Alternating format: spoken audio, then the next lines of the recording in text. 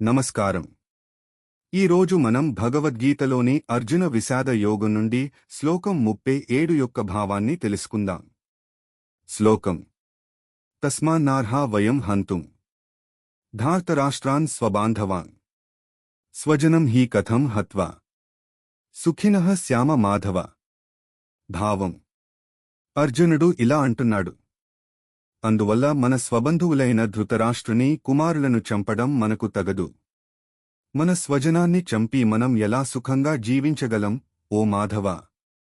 వివరణ: ఇక్కడ అర్జునుడు కుటుంబ బంధాల ప్రాముఖ్యతను గుర్తుచేస్తున్నాడు. విజయం సాధించిన తన బంధువులను కోల్పోతే ఆ విజయంలో ఆనందం ఉండదని అతను భావిస్తున్నాడు.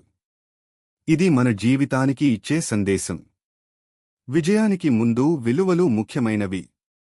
మనుషుల మధ్య ప్రేమ, బంధాలు ధనం లేదా గెలుపు కన్నా గొప్పవి.